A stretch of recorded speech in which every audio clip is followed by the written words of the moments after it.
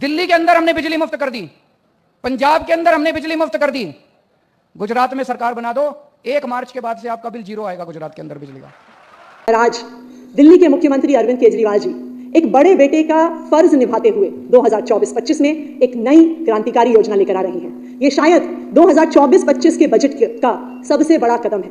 इस योजना का नाम है मुख्यमंत्री महिला सम्मान योजना और इसके तहत 18 साल की उम्र से ज्यादा की हर महिला को 1000 रुपए प्रति माह की सम्मान राशि। क्या आप जानते हो सरकार जो फ्री की चीज़ें तुमको बांटती है, मतलब इलेक्शन के दिनों के अंदर कि भाई हम आपको ये सब कुछ देंगे इसके बदले में आपको हमको वोट डालनी है, बट सच्चाई के अंदर ये चीज़ें आपका इतना फ़ायदा नहीं करती जितना आपका नुकसान करती हैं।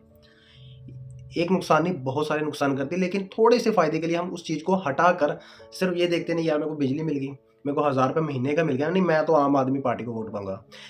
मैंने आम आदमी का नाम ही क्यों लिया? सबसे पहले इस रेस के अंदर सबसे नंबर 1 पर हमें हमारी आम आदमी पार्टी, क्योंकि फ़िलहाल ही उन्होंने पंजाब की इलेक्शन में भी ये बयान दिया था कि भाई आप हमको जिताएं, हर महिला को 1000 रुपया प्रति महीना हम देंगे। वो बात ऊपर की हर महिला को हर महीने 1000 रुपए उसके अकाउंट में हम डलवाया करेंगे। एक बेटी है, एक बहू है, एक सास है, तो तीनों के अकाउंट में 1000 रुपए आएंगे। अभी तक किसी को दिया नहीं गया, बट जैसे कि आपको पता वहाँ पर लेडीज़ के लिए बसेस का किराया फ्री है या फिर बिजली वगैरह फ्री है, मतलब और भी कुछ काफ़ी सहूलतें दी हैं। लेकिन अगर देखा जाए ना तो ये सारी की सारी सहूलतें सिर्फ टैक्स पेयर के पैसे से दी जाती है।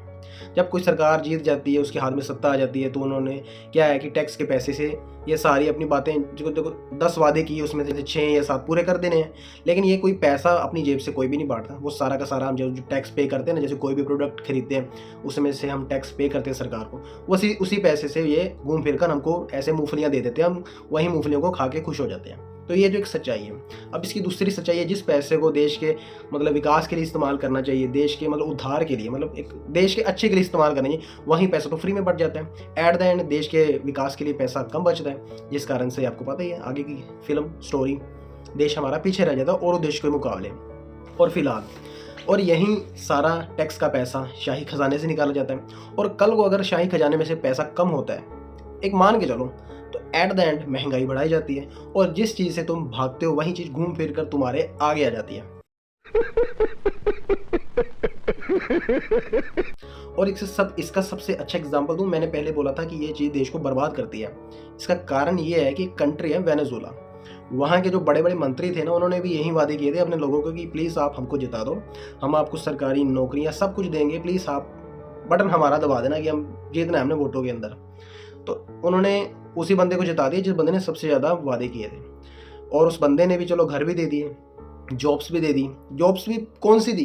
कि आप घर से जाओ ऑफिस में बैठकर वापस घर आ जाओ।